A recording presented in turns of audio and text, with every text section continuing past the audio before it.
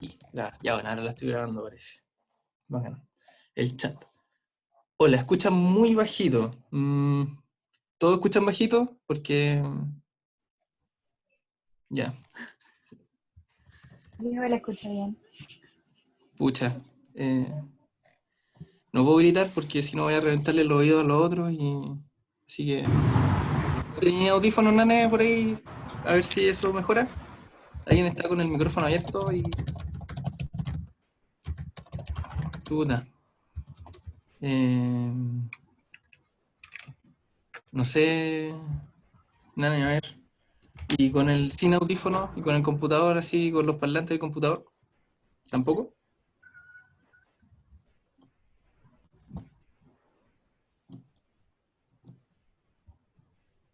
Aparte de la nane, ¿todos escuchan bien?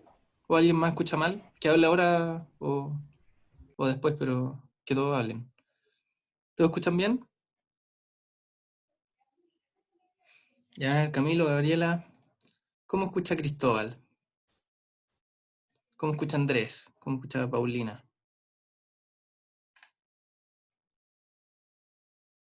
Ya.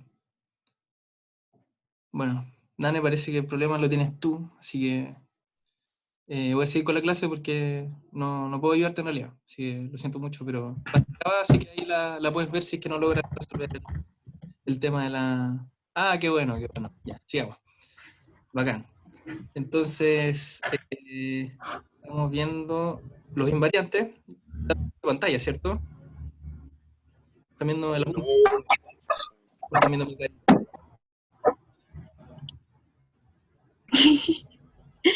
Porque hay alguien que se llama coronavirus. Ya, ven la pantalla, ¿cierto? No ven mi, o sea, ven mi cara, pero en chiquitito. Lo que estáis compartiendo, Sí, como ok, la perfecto, ventana. como parte del apunte, con raya, ya. Ok, entonces, eh, lo que pasa aquí es que nosotros resolvemos el sistema lineal que buscamos para diagonalizar, el que les recomiendo de nuevo la lista que les puse en un curso de YouTube, para que entiendan intuitivamente por qué cuando el determinante se hace cero pasan todas estas cosas maravillosas de la diagonalización y todo, y que no sea solo una simple ecuación. Pero eso no es pertinente a la geodinámica, así que se las dejo ahí. Así que a los que están interesados, muy recomendado ese canal. Entonces, alguien se la juega por alguna. ¿Por qué pueden ser invariantes? ¿Por qué este polinomio de acá, estos índices, I1, I2 e I3, van a ser invariantes? Que eso quiere decir que da lo mismo desde qué punto de vista, rotando mi sistema de referencia, van a mantenerse esos valores. ¿Alguien? ¿Una idea? ¿Alguna adivinación por ahí? ¿No? Ya. Bueno. Eh, los invariantes son los coeficientes eh, que emanan de la matriz cuando uno lo quiere diagonalizar. Estos coeficientes lo que hacen es determinar los valores propios, y con los valores propios pues se determinan los vectores propios. Entonces, como los valores propios de una matriz no dependen del sistema de referencia, significa que como estos coeficientes de acá me dan los valores propios, si estos coeficientes cambiaran, también cambiarían los valores propios, porque la resolución obviamente, del polinomio va a estar amarrada a los coeficientes que tenga el polinomio, por supuesto.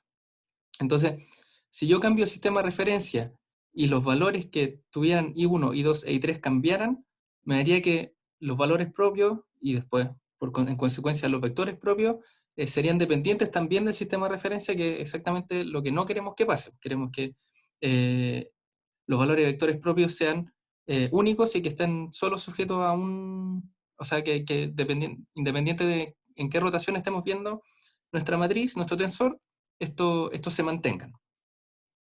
Entonces, por ello que estos valores de aquí tienen que ser siempre los mismos. Entonces, son tres, ¿cierto? El primero, el I1, es el único que yo le encuentro interpretación física al menos. El I1 son la suma de estos tres cositos de acá, el 1,1, el 2,2 y el 3,3. Porque esto tiene una interpretación física, porque estos corresponden a la suma de los esfuerzos normales que se aplican en el sólido o en el material que estemos estudiando. Corresponden a una presión, entre comillas, que siente el objeto. esta presión no depende de la dirección en la que se mida. Esto es decir que la fuerza, entre comillas, de confinamiento o al revés, pues, de tensión que siente el cuerpo en forma normal es independiente del sistema de referencia. Es decir, que el cuerpo, a pesar de que yo pueda verlo desde muchos ángulos distintos, el apretamiento que va a sentir va a ser exactamente el mismo. Ahora, una pequeña aclaración, por si todavía no lo tienen claro, es que presión es distinto de esfuerzo, ¿ya? Las presiones son un tipo de esfuerzo. Las presiones son esfuerzos normales a la superficie. Eh, por lo general, se ocupa cuando se hace confinamiento de la materia, con la típica ecuación densidad por la gravedad por la altura, que sería la columna de material que está sobre el objeto que estamos estudiando. Como por ejemplo la presión del agua es la densidad del agua por la gravedad por la altura de la columna de agua. Y la presión está por definición dirección normal a la superficie. El esfuerzo, en cambio, es un concepto un poco más amplio y hace referencia a cualquier tipo de fuerza que se aplica sobre un área. Por lo tanto, todas las presiones son esfuerzos, pero no todos los esfuerzos son presiones. Pero obviamente tienen las mismas dimensiones. Ahora, ¿qué esfuerzos podrían no ser presiones? Todos los esfuerzos de corte. Los esfuerzos de corte no son presiones, a pesar de que tengan la misma unidad de medida, porque no son normales a la superficie. Sí, eso es un detalle de la semántica de las presiones, de los esfuerzos de la deformación. Entonces, el esfuerzo 1 o sea, el invariante 1 es la suma de los esfuerzos normales, que vendría siendo como la presión, entre comillas, porque a veces podéis decir que la presión es solo por la columna de agua, pero también tú tenéis presiones que van a ser por esfuerzos tectónicos.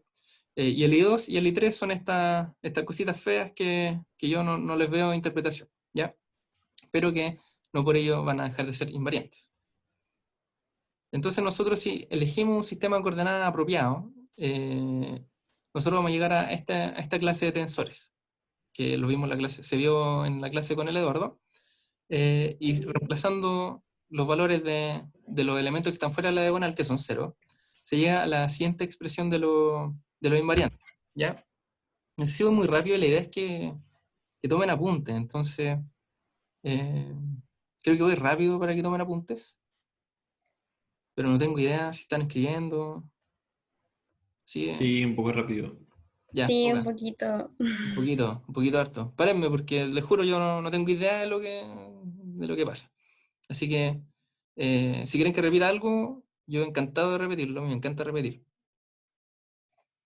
Les voy a dar un Tengo poquito para que anoten. Dime. que eso de que la presión no dependía de qué, del sistema de Claro. referencia. Del sistema de referencia. Lo que pasa es que tú puedes tener un sistema de referencia. ¿Entiendes cuando yo te digo como qué es cambiar el sistema de referencia? Cuando nosotros hablamos en mecánica de sólidos de cambiar el sistema de referencia es una rotación de los ejes cartesianos. Entonces, por ejemplo, a ver, ¿cómo comparto mi cara? A ver. Se ve igual la pantalla de tu cara, por si acaso. Sí, lo estáis Ya, compartiendo, miren mi chiquitita. cara ahora. Entonces, por ejemplo, Chiquitita, pero se sistema de ve. referencia así, que es ortonormal, siempre vamos a trabajar cartesiano, es ortonormal. Entonces, yo puedo medir los esfuerzos con respecto a este sistema de referencia, que va a tener ciertas coordenadas, y después puedo medir los esfuerzos con respecto a este otro sistema de referencia que va a estar rotado. Va a estar rotado, va a tener varias rotaciones para poder llegar a esta distribución que estoy haciendo ahora con mi monito, o puede estar rotado así, así, como sea. Y cuando yo roto el sistema de referencia, los esfuerzos que va a estar sintiendo el cuerpo se van a distribuir distintos según los ejes distintos que yo tenga, ¿sí? Es como, yo ahora lo miro desde otra perspectiva, entonces, cuando descomponga las cosas según los ejes y construya esta matriz de acá, el tensor de esfuerzo, perdón, cuando haga eso, va a cambiar el tensor. Entonces, dependiendo del sistema de referencia, mi tensor va a ir cambiando, siempre. Van a ir cambiando en general, o sea, no van a ser exactamente iguales.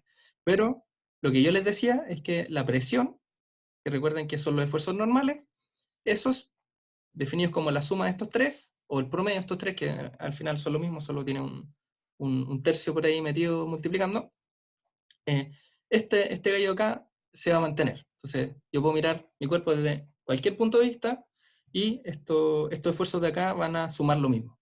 Y esto significa que, independiente del sistema de referencia, el confinamiento que siente el sólido, porque confinamiento entendiéndolo como los esfuerzos normales que siente, va a ser exactamente el mismo. ¿Eso era tu pregunta? ¿Responde tu duda? Sí, sí, ahora se entendió. Ah, ya, qué bueno.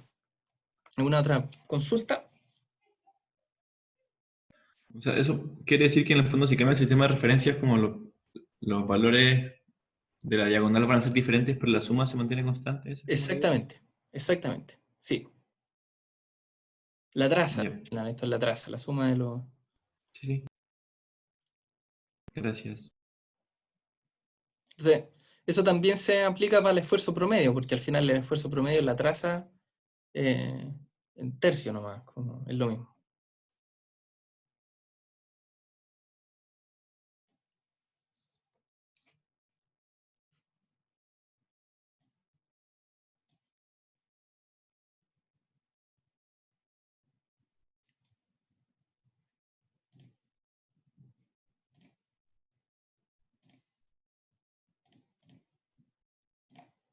Bueno, ¿estamos bien para seguir el siguiente concepto?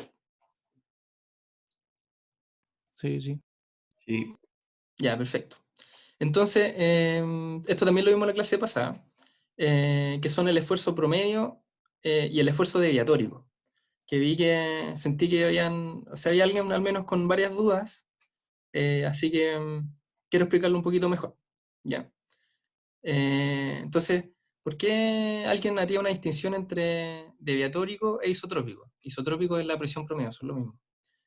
¿Por qué distinguimos estos dos tensores, digamos? Porque vamos a tener un esfuerzo promedio y vamos a tener un tensor deviatórico que es el esfuerzo promedio menos el tensor, si pasan esto restando por acá, es el tensor de esfuerzo normal menos el esfuerzo promedio y ¿cachan que este delta de aquí, este de aquí, que es una identidad, digamos, que vale 1 en la diagonal y 0 afuera? ¿Sí? ¿Conocen esta nomenclatura? Sí. ¿Sí? Ya. Sí. Ya, si alguien no la conoce, es su responsabilidad decirme para explicarlo, que yo no tengo idea. Entonces, ¿por qué hacemos esta distinción? Porque los efectos que van a tener la deformación, que lo que viene después de lo que estamos viendo ahora es deformación, vamos a ver esfuerzo después de deformación, los efectos que tienen en la deformación, estas dos componentes, podemos definirlo como componentes del tensor de esfuerzos, son distintas. Los esfuerzos isotrópicos mantienen la forma y cambian el volumen, mientras que los esfuerzos deviatóricos cambian la forma y mantienen el volumen. Es decir, que los esfuerzos deviatóricos distorsionan al sólido, mientras que los esfuerzos isotrópicos solo lo hacen cambiar de volumen. Entonces hice un dibujito aquí. Entonces el de arriba tiene I de isotrópico, es que yo tengo un cubito de algún material y le aplico claramente una tensión, una presión, y la presión hace que la presión isotrópica hace que el material quede así como un cubito, pero más pequeñito. Y esto es una D que no parece D, pero que es una D de deviatórico. Es que yo distorsiono el material y paso, por ejemplo, de un cubo a una pirámide. Un poco exagerado el ejemplo, pero es para que quede claro que se supone que tiene el mismo volumen, pero cambia la forma y acá cambia el volumen y se mantiene la forma. Entonces, por eso se hace esa distinción entre estas dos componentes, porque el efecto que tiene sobre el material es distinto.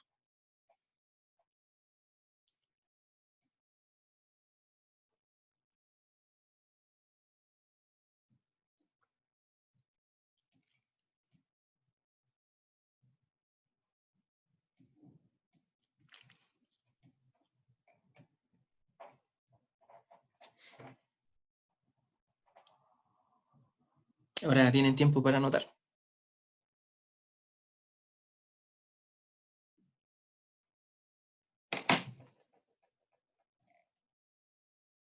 Bueno, por cierto, estoy grabando la clase. Quería subirle este documento que sale acá y digamos, esta pizarra, pero lo malo es que se puede exportar solo a formato PNG y cuando queda como PNG baja. ¿Qué pasó? Ahí. Cuando se transforma en formato PNG, se pierde mucha resolución. Entonces no se puede leer el apunte. Así que no les puedo compartir este documento, pero les voy a compartir la clase. Voy a ver si las puedo subir a YouTube, pero parece que hay que subirla a Ucurso. Así que si no se puede en YouTube, en Ucurso. Mejor YouTube porque así no la tienen que descargar todos. Sino en Ucurso cada uno la tiene que descargar y es mucha memoria redundante. Bueno, entonces ahora nosotros vamos a ver el esfuerzo efectivo, que también es un concepto fundamental, es súper, súper, súper, súper importante, así que nos vamos a dedicar un ratito a conversar acerca de esto. ¿Qué es lo que pasa cuando está el agua?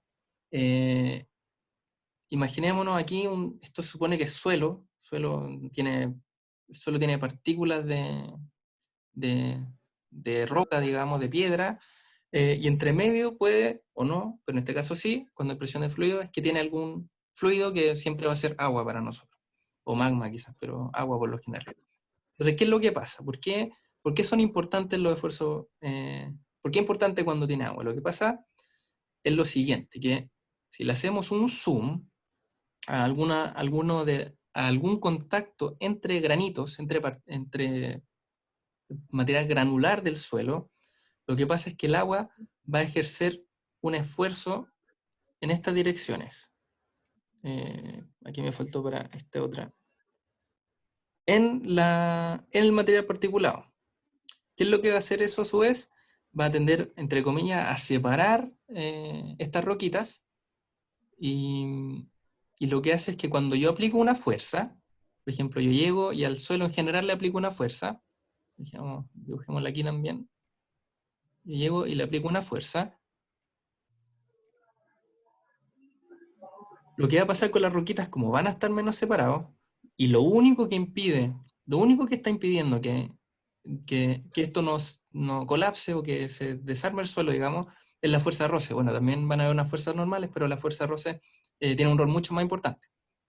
Entonces, la fuerza de roce, como deben saber por los cursos de física, es un coeficiente de roce estático, un mu, por la normal. Entonces, ¿se escucha bien? Dice que tengo mal internet. ¿Me siguen escuchando?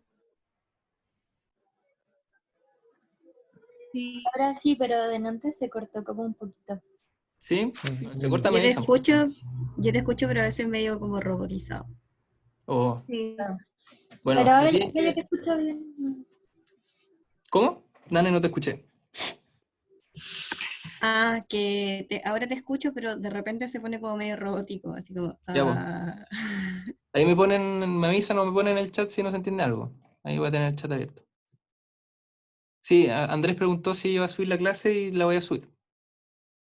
Eso. Bueno, entonces, lo que va a pasar es que al final la presencia de agua, al debilitar la normal, porque la normal va a disminuir, dado que el fluido va a estar separando estas partículas a lo largo de todo el suelo, digamos, la fuerza de roce que se va a oponer a la fuerza que le estoy aplicando al suelo, el máximo de fuerza de roce, bueno, esto es un menor igual. Sí. Va a ser menor, porque la normal va a ser menor. Entonces, cuando haya agua, el suelo se debilita porque disminuye la normal, ya que la presión de fluidos tiende a separar las partículas. Y por lo tanto, por lo general, cuando hay agua, los suelos se debilitan y son menos resistentes. Después, más adelante, vamos a verlo con mucho mayor detalle, vamos a ver fallamiento de suelos, y ahí va a quedar claro, mucho más claro el rol del agua, pero para que tengan la intuición desde ya.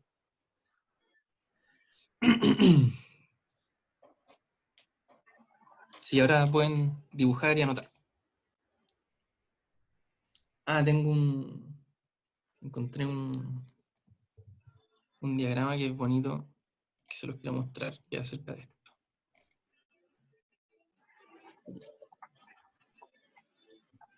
Esto de aquí. Lo que uno tiene es que cuando está el suelo, supongamos que este suelo con agua, a ver si le dibujamos agüita, una agüita en todos lados, ¿sí? Suelo con agua, yo voy a tener un esfuerzo total siendo aplicado, pero los esfuerzos que van a sentir el material particulado va a ser distinto. Va a ser el esfuerzo total, pero como va a estar la presión del agua por ahí hueveando, se le tiene que restar. Y por eso el esfuerzo efectivo es el total menos la presión de poros. Y así se construye el esfuerzo efectivo. Y como son los granitos de suelo los que mantienen el sistema como que no falle, digamos, que no se deforme, que no tenga una falla importante, y no se desplace, digamos, no se forme una grieta gigante, cuando baja hasta normal, baja la capacidad de resistir por fricción, y por lo tanto el suelo se hace más débil.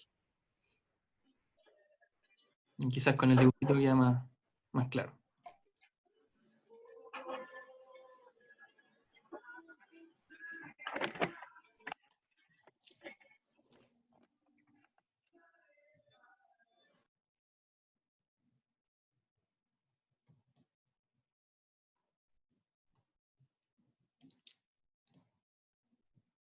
¿Cuál era la definición como literal de esfuerzo efectivo?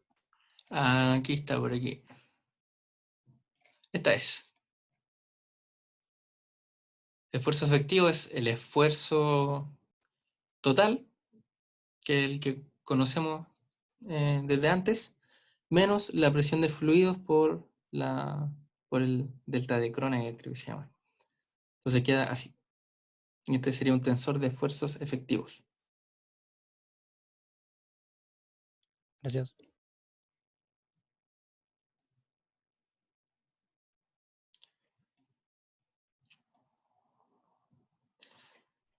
Bueno, también se definen los tipos de esfuerzo, que también se vio, pero aquí está el uniaxial, el biaxial, el triaxial, esfuerzo axial, la presión litostática, que bueno, puede ser la presión nomás, es que es la presión que siente el esfuerzo que recibe la presión en realidad, la presión que recibe no sé, me confundí, sí, pues es presión y también es esfuerzo, que recibe un sólido por tener por estar en un campo gravitatorio, digamos, eso va a generar apretamiento, confinamiento, y se puede calcular así, ¿sí? La integral de la densidad por la aceleración de gravedad a lo largo de toda la columna. Y esto puede quedar como la densidad promedio por la altura, o sea, por la profundidad, por la gravedad. Eso es como bien básico, así que deberían entenderlo, yo creo.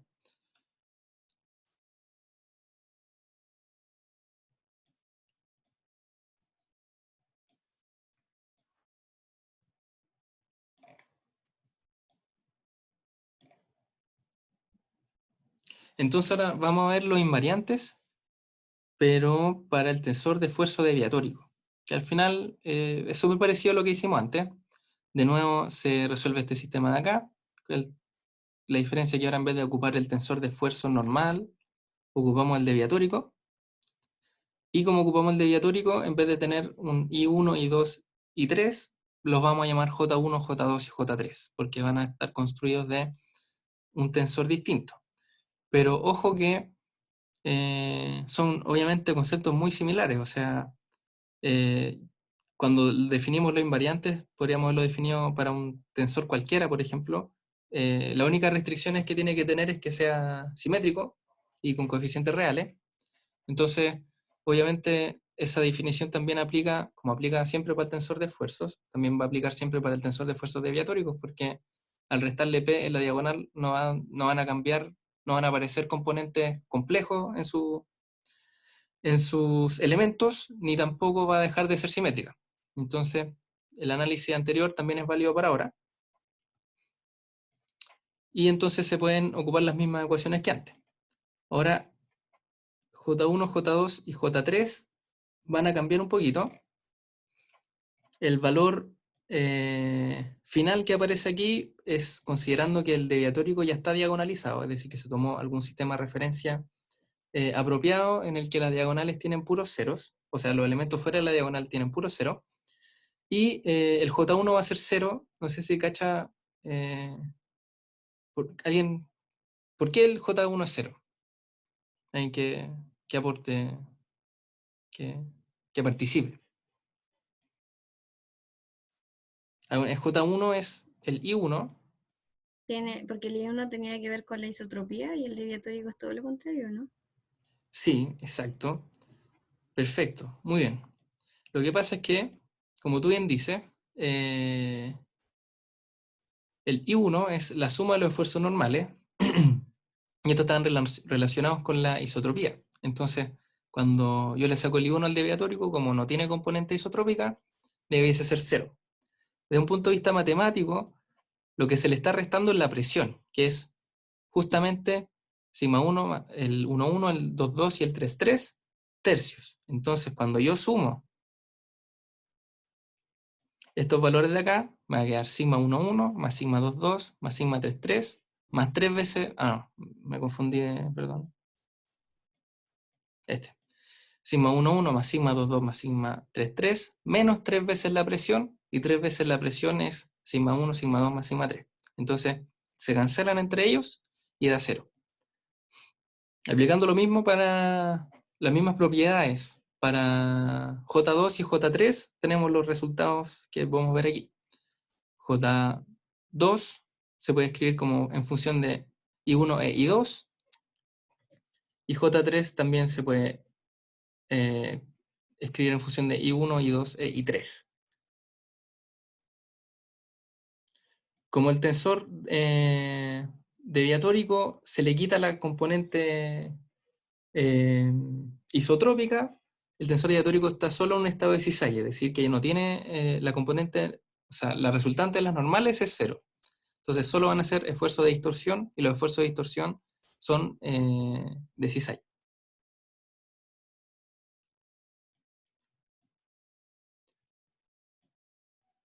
Para que anoten. Uy. Entonces anoten los jotitas, las observaciones, y más rato les sigo enseñando.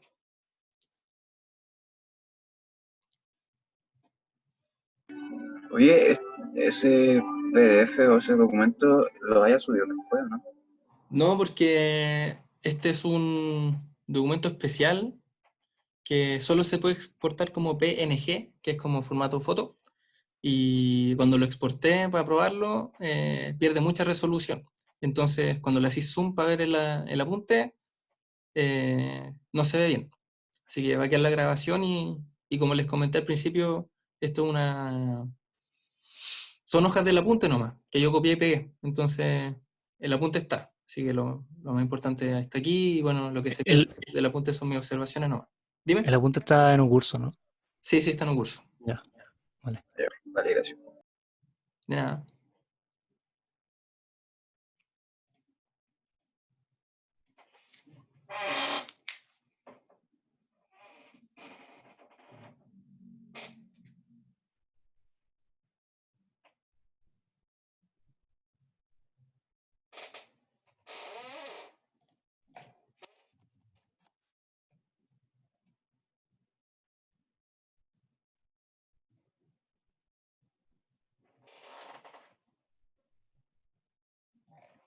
Ya.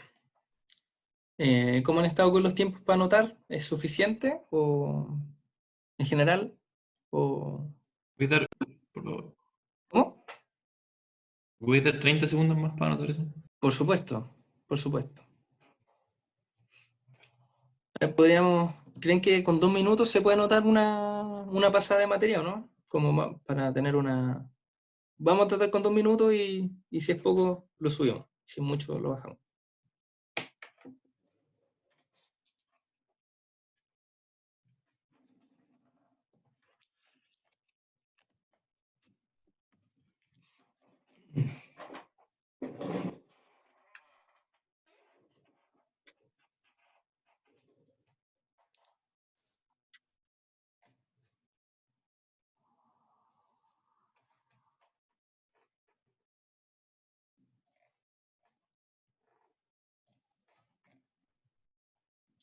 Ya.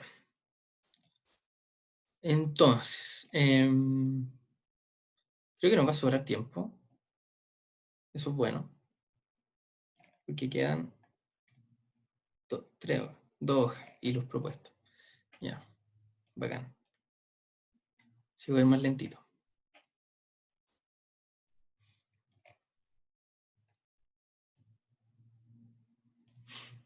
existe este gallo de acá, que es el esfuerzo de von Mises, que es 3 veces la raíz de J2, que sería esto de aquí. Este esfuerzo de von Mises es, entre comillas, especial o se usa harto porque tiene harta importancia cuando hablemos de cuando falla el material, que es algo que vamos a ver harto en el curso. Cuando falla es cuando se rompe, o sea, cuando yo le aplico tanta fuerza que ya no es capaz de resistir y las deformaciones son muy, muy, muy, muy grandes.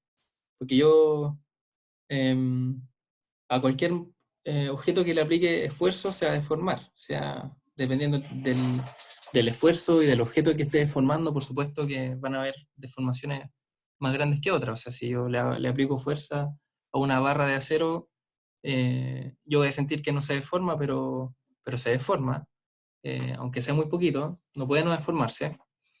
Y al revés, pues hay cosas que con un poquitito de esfuerzo, a nuestra escala al menos, se rompe, un palito, una ramita. Entonces, es súper interesante preguntarse, bueno, ¿hasta qué momento, hasta cuánto yo puedo exigir, cuánto puedo estresar este material hasta que se rompa? Ojo que cuando las cosas se rompen, no se rompen en realidad por fuerza. No son los newtons los que rompen, son los pascales, es el esfuerzo. El esfuerzo es la fuerza por unidad de área que se aplica. Por ejemplo, yo puedo aplicarle una tonelada a una casa y no le va a pasar nada. O sea, son un par de muebles y un par de personas pesan una tonelada, pero yo le puedo aplicar una tonelada a un pedacito de madera y se va a romper. Entonces, por eso el esfuerzo de von Mises, o sea, por eso es con esfuerzo y no con fuerza. Ojo con eso. Entonces siempre va a depender el área de aplicación de la fuerza para poder determinar si es que el material va a fallar o no. En particular, quiero que vean aquí lo que se están restando son los esfuerzos, son los esfuerzos normales, el 1,1. A veces a estos sigma, cuando son el de la diagonal, se le omite el segundo índice. Cuando se ve sigma 1, oh, se me fue.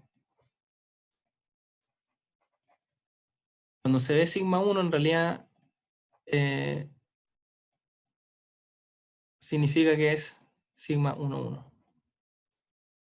Es un sigma, pero con coronavirus. Oh, ¿por qué se mueve esto? Ahora sí.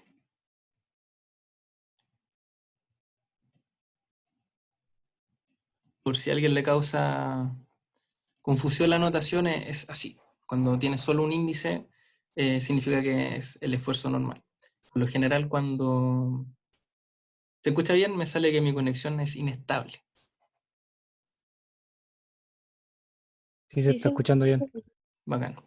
Y cuando, por lo general, la notación es cuando tú tienes un sigma 1, 2 o cualquier cosa que no sean los índices iguales, se ocupa la letra tau.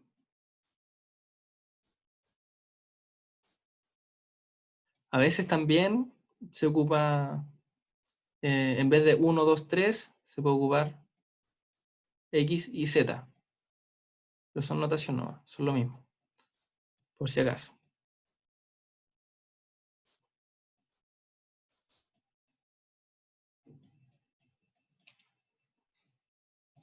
Entonces, fíjense, algo interesante es que aquí te están diciendo, el von Mises nos está diciendo que, como criterio de falla, digamos, te está diciendo que los materiales no solo, no es que se estén rompiendo por esfuerzo, sino que son la diferencia relativa entre esfuerzos lo que rompe. Y por lo general pasa bastante, o sea, no sé, bastante, pero es intuitivo, no sé si intuitivo tampoco, pero puede ser un ejemplo ilustrativo, imaginarse algo que está confinado a mucha presión, mucha presión. Por ejemplo, si tenemos la litósfera, sumamos ahí 50 kilómetros, y tenemos un material abajo, este material va a estar sometido a esfuerzos, a menos que haya, no sé, esfuerzos tectónicos entre medio o algo, va a estar sometido solo a la fuerza isotrópica que le va a dar la presión que va a ser el ρGH, ¿cierto? A priori no tiene nada más. Entonces, este gallo acá, von Mises, si se fijan, cuando yo tengo solo presión litostática, sigma 1 va a ser igual a sigma 2, va a ser igual a sigma 3. Entonces, según el criterio von Mises, eso no afecta al criterio falla, va a dar 0. Entonces, lo que dice von Mises es que solo cuando yo tengo alguna dirección preferencial con más esfuerzo o con menos esfuerzo, es que el material va a estar en un estrés que lo puede hacer fallar.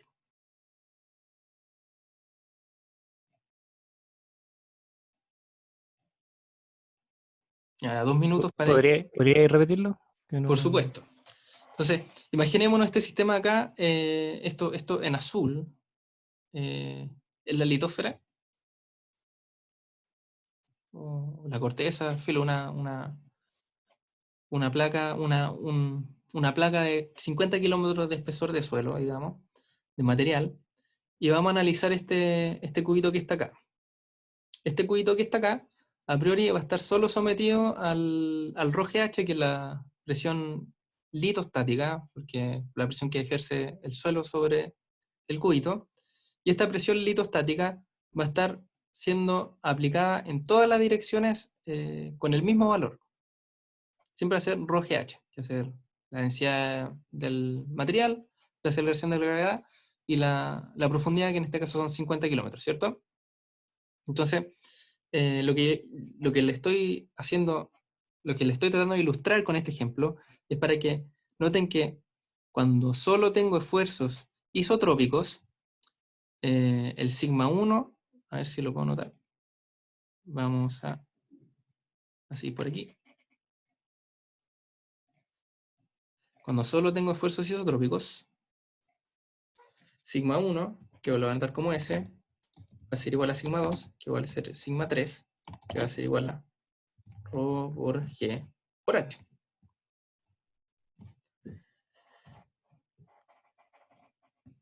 Y a su vez, como no voy a tener componentes de corte de cisalle, el sigma 1, 2, el sigma 2, 1, sigma 1, 2, igual a sigma 1, 3, igual a sigma 2, 3, van a ser 0. Entonces, en este caso, de aquí, bien particular, en que solo tengo esfuerzo isotrópico, yo enchufo los valores de sigma 1, sigma 2 y sigma 3 en esta fórmula y me va a dar 0, ¿cierto? Entonces, el argumento acá es que en presencia de esfuerzos isotrópicos, al menos según el criterio de von Mises, el, el sólido no va a estar siendo sometido a algo que lo haga fallar. ¿Sí? ¿Se cachó ahora? Sí, ahora se entendió. Gracias. Sí, qué bueno. ¿Alguna otra pregunta antes de pasar al siguiente tópico? ¿No puede fallar un material por esfuerzo isotrópico? Según von Mises, no. Obviamente hay otros criterios, hay más criterios, y sí, puede que un sólido falle por una fuerza compresiva estúpidamente grande, yo tengo entendido que sí, pero es muy, muy, muy, muy, muy, muy difícil en comparación de hacerlo fallar de alguna otra forma. Estoy aplicando esfuerzo solo en una dirección, por ejemplo.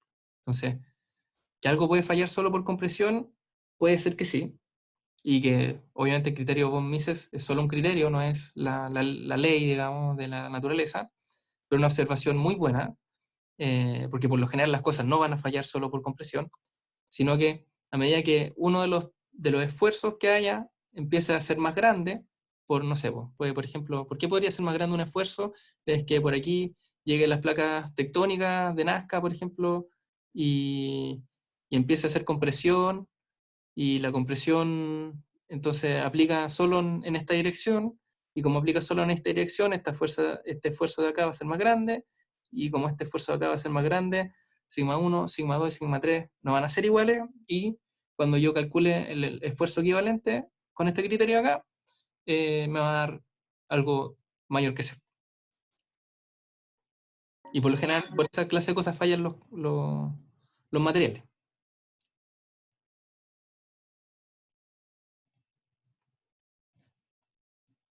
¿Sí alguna otra pregunta? Bueno, un minutito más para que anoten.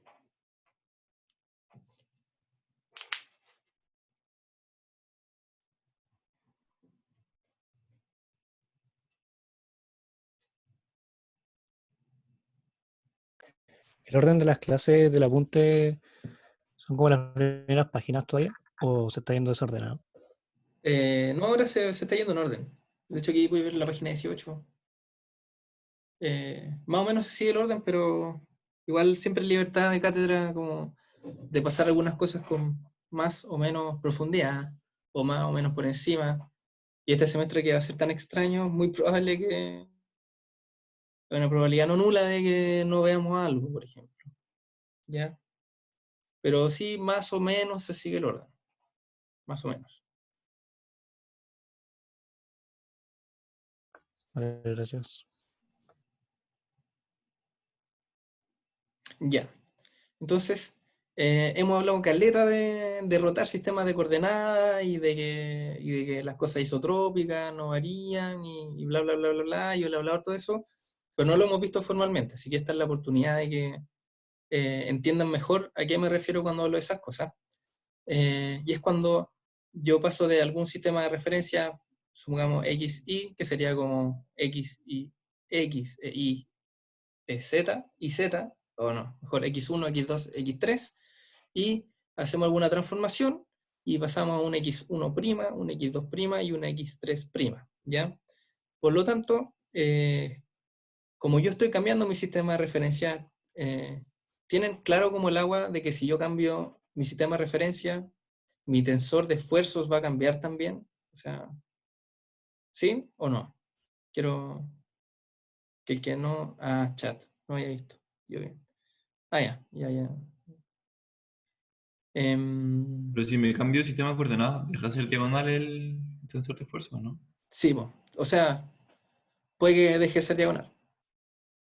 A menos que hay casos particulares en que justo agarráis como la otra orientación en la que puede ser diagonal, que es una rotación en 90 grados, por ejemplo.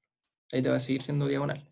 Pero a priori, si estáis ya en la forma diagonalizada y te moví un ángulo arbitrario eh, de grados, que no sea 90 o algún múltiplo de 90, va a dejar de ser diagonal.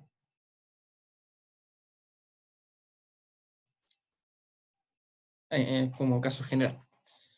Entonces, nosotros para notar esto de rotar algo, miren esto, aquí hay una rotación con respecto al eje X3, una rotación que vale teta, ¿sí? Aquí está el nuevo eje y el nuevo eje. Nosotros lo que tenemos es que vamos a tener una matriz de rotación y esta se multiplica y se postmultiplica la transpuesta de ella para poder tener el nuevo sistema el nuevo tensor de esfuerzo, que este de aquí. Oh, este de aquí.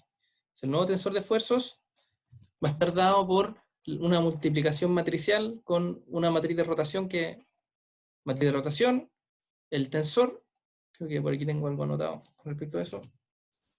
No, lo tengo más abajo. Una matriz de rotación, el tensor, y después la matriz de rotación traspuesta. ¿Sabes lo que es transponer? ¿Alguien no sabe lo que es transponer?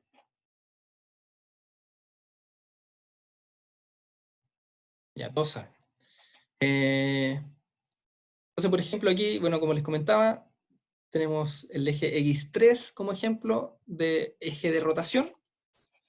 Y para este caso, si ustedes descomponen X1 en los nuevos ejes cartesianos, le va a dar esta matemática aquí.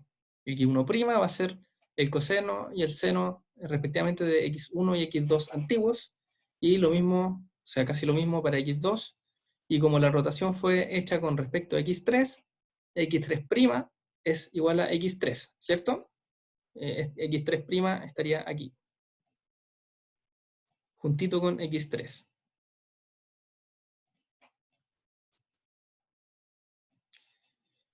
Y la matriz de rotación para este caso que es rotar con respecto al eje X3, θ grados se ve así. Entonces, el tensor de esfuerzos nuevo, prima, se va a encontrar computando el tensor de esfuerzos antiguo, que este sería sigma, el original, por lo que ya le he comentado, la matriz de rotación, que es este bichito que está aquí. Ahora, ¿qué pasa si... porque esta es solo con respecto al eje X3, pero por ejemplo yo podría rotar con respecto a otro eje. Podría rotar con respecto al eje X, rotar con respecto al eje Y o con respecto al eje Z. Y este que vimos es el Z, ¿cierto? Sí. Entonces una rotación con respecto a Z se ve así, pero con respecto a Y y con respecto a X se ven así las matrices de rotación, ¿ya? Y yo, para una rotación cualquiera, es decir, arbitraria, así, porque estas son con respecto a los ejes, pero puede ser una rotación cualquiera, esta siempre se puede descomponer en rotaciones en los tres ejes. Es decir, una rotación cualquiera, así, sin ningún... A ver si me pueden ver. Vean mi cara ahora, por favor, mi cámara. Si tienen un eje de coordenado, se nota que esto es un sistema de referencia, como X y Z. Y como la mano igual muy encima de la cámara, como que se Ah, ve ya. A ver, ¿cómo veo mi cámara? Ah, aquí está mi cámara. Ya. A ver si lo hago con lápices. Ya. O sea, igual se entendía con la mano, pero la tenía muy cerca. Entonces quizás si te alejas un poquito. Ya. Pero con lápices quizás se note mejor. Entonces, esto es un sistema de referencia. Son todos ortogonales, se supone. Está muy cerca, Bruno. Ahí. Ahí sí. Ahí sí, ahí sí, ahí sí. Ortogonales. Entonces, yo, por ejemplo, supongamos que este de aquí, el lápiz azul, es X. Entonces, rotar con respecto al eje X se va a hacer así. Este es Y, así que rotar con respecto al eje Y se va a ver así. Y Z así, ¿cierto? Pero yo no estoy limitado a estos tres tipos de rotación, o sea, yo puedo rotar así. Entonces, lo que yo le estoy diciendo es que una rotación como de este estilo, al final va a ser una sucesión de rotaciones con respecto a los ejes coordenados. Se puede descomponer en rotaciones X, Y y Z para llegar X, bueno, filo, creo que se entendió. X y Z para llegar al mismo estado. Entonces, ¿qué pasó? Ahí está. Cerremos esto. Entonces, nosotros cuando queremos, ahora miren la pantalla, cuando queremos una rotación arbitraria, lo que vamos a hacer es descomponerla en la rotación con respecto al eje X, que sería una rotación de A grados, con respecto al eje Y, B grados, y con respecto al eje Z, C grados. Multiplicamos estas matrices, ponemos el tensor, que esto sería sigma. ¿Sí? Tensor. Oh, qué grueso esto. Adiós. Y después, obviamente, las traspuestas. Siempre no se olviden de las traspuestas. Y aquí tendríamos, este sería igual a... esto sería igual a nuestro sistema nuestro tensor de esfuerzos en el nuevo sistema de referencia. De todas formas, esto se puede matraquear. Se puede desarrollar matemáticamente. Y decir que yo tengo un eje arbitrario, U, que es un vector de norma 1, aquí es que sea de norma 1, la matriz de rotación de un ángulo θ del eje U se puede anotar como esto, ¿ya? Esto sería lo mismo que computar, que hacerlo de acá arriba, ¿cierto? Pero aquí a ti ya te definen el eje nuevo, así que lo puedes hacer de esta forma. Es lo mismo, pero el resultado que ya está computado. Y es con respecto a un eje que ya te lo definieron. Y aquí es con respecto a 3 rotaciones. ¿Sí? Voy a dejar un ratito para anotar. Esto igual es como, lo puse como para complementar el ejemplo. Es para que cachen cómo se ven los tensores de rotación.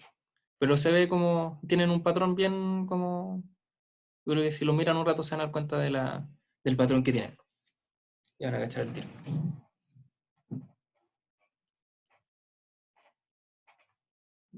Momento de escribir y de consultas.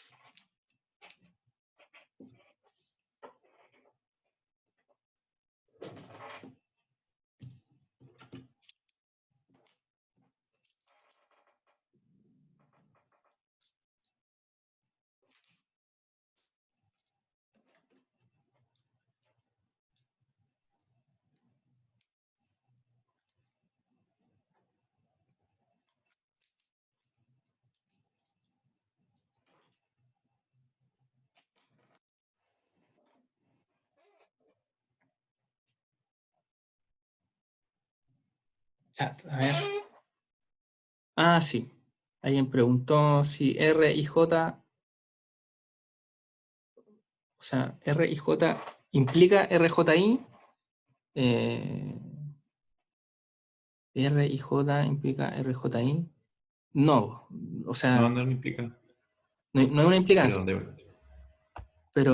como que cambia, sí. Si transponís como que cambiáis los índices de Ah, sí, los elementos de la matriz.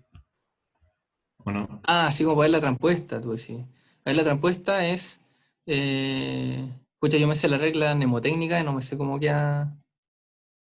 Debe quedar así, pero te mentiría si te digo que estoy seguro, pero lo que yo entiendo por transponer es algo súper bruto, que es que tú tenías supongamos que tenías una matriz, estos son los valores de la matriz,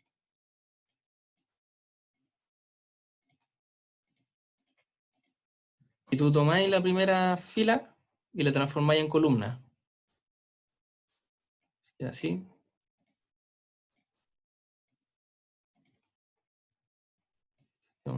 Tensor. Y puede hacer lo mismo para para las otras. Este va aquí. Esta va aquí. Y este va aquí. Oh, me comí un... Entonces me pillaste si eso es que RJI pasa a ser RIJ. Pero yo creo que sí, a ver, este es 2, 1 y este 1, 2. Sí, sí, es así, es así. Está bien, Borja.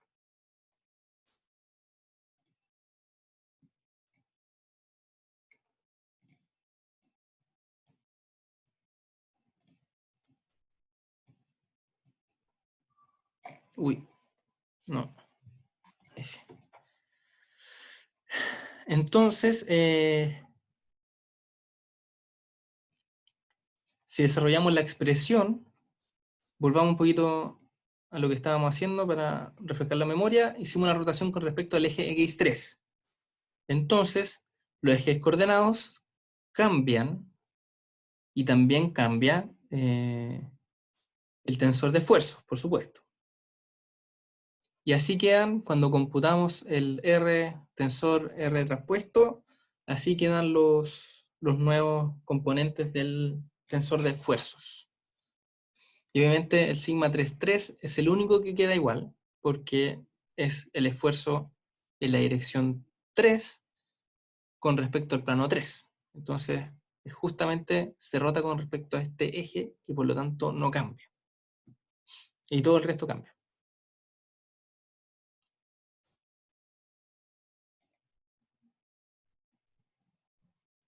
Bueno, como propuesto les dejé llegar a esto de aquí, lo tengo anotado más abajito, para que suelten la mano en realidad, principalmente, con las matrices y esas cosas. Porque, bueno, estuvieron de vacaciones, así que me imagino que mucha matemática lo hicieron en sus vacaciones, así que es importante que vayan soltando la mano. Así que les dejé unos problemas propuestos. ¿Por qué dejé problemas propuestos en vez de hacerlo en la auxiliar? Porque en verdad es súper largo desarrollar aquí con pantalla, mi letra como el ajo con el mouse. Y eso en realidad, po. Y lo que tengo planeado hacer es, bueno, hay que probar cosas nuevas, ¿cierto? Probar, dejarle las cosas propuestas y después la próxima clase auxiliar o revisar, subir la pauta o revisarla en la próxima clase auxiliar. Eso todavía no lo he decidido.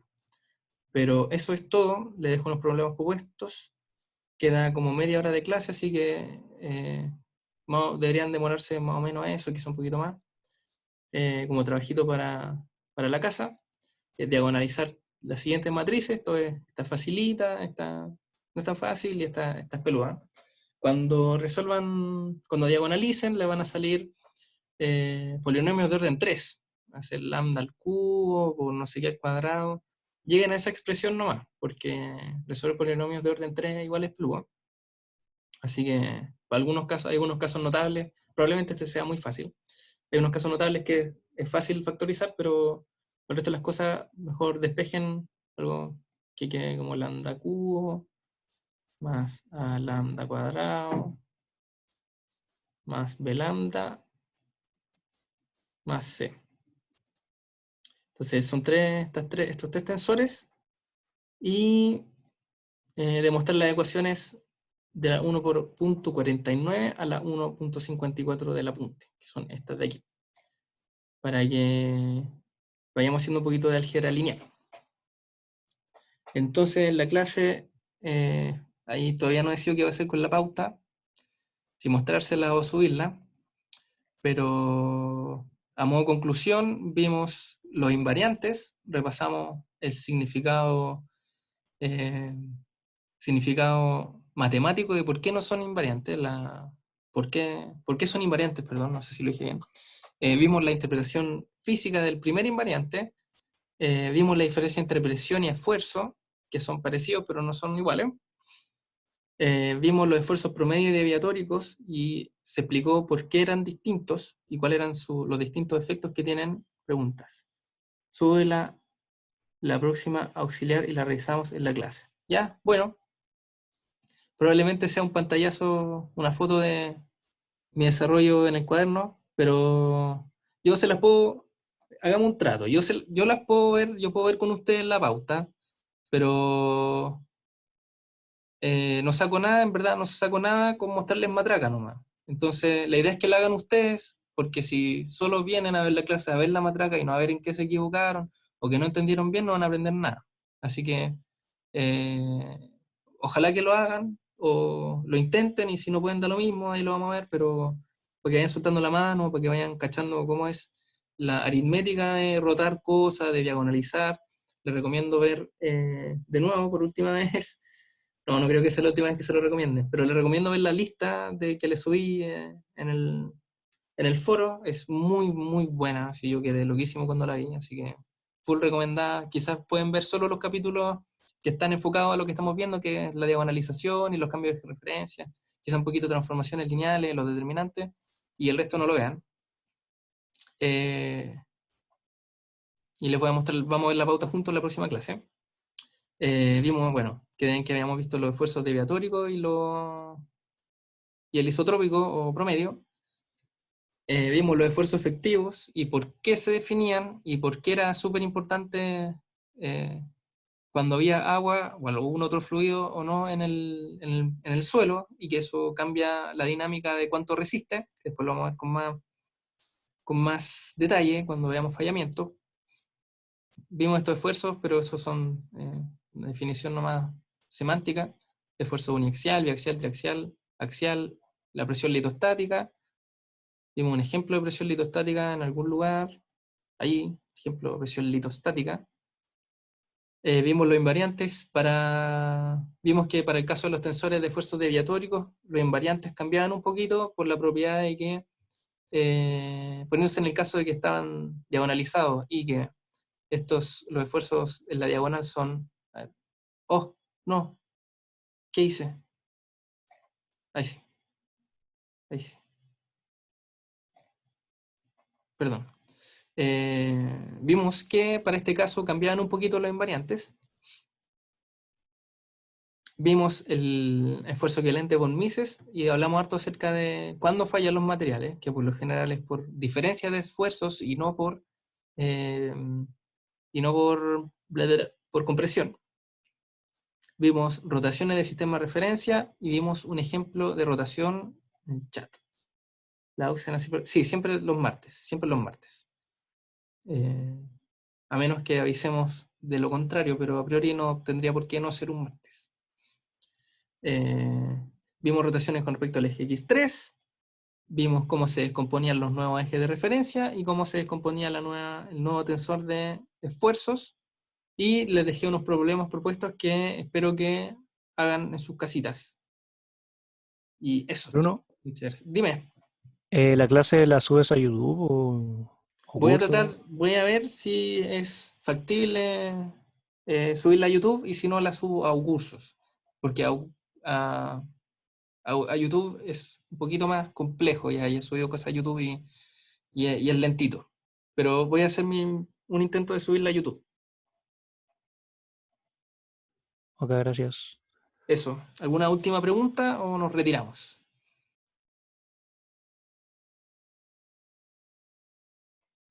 Bueno, que estén súper bien, nos vemos la próxima semana, cualquier cosa, Bruno, dime. los auxiliares van a ser siempre este horario, ¿cierto? Sí. Ya. Ah, puede haber paro. Bueno, si hay paro nomás, pues. Ya, Sí, viene paro. no sé cómo. Ah, bueno, online debe ser la votación. Bueno, si hay paro nomás. Tengo una pregunta, ¿paro por cuál de todas las razones por las cuales irse a paro? Yo no sé, así que alguien que nos saque. Porque hay hartos estudiantes que no tienen como condiciones óptimas para hacer clases online, que tenían mala Ya. conexión a internet o que viven en una casa chica con harta gente. Incluso no tienen computador personal. Esa es la Ah, principal ya. razón, entiendo yo. Tiene Ok, Pero caleta hay un sentido. comunicado a la Fetch en Instagram, para que lo Ok, lean. bueno, yo no lo he Ya, visto, bacán. por eso no cacho. Pues sistema capitalista. Está bien. Chicos, Confirmo. últimas dudas o recreo. Pueden retirarse. Chao. Chao, chao. Chao, gracias. De nada. Chao, gracias. Chao, gracias. Chao, nos vemos quizás la próxima semana.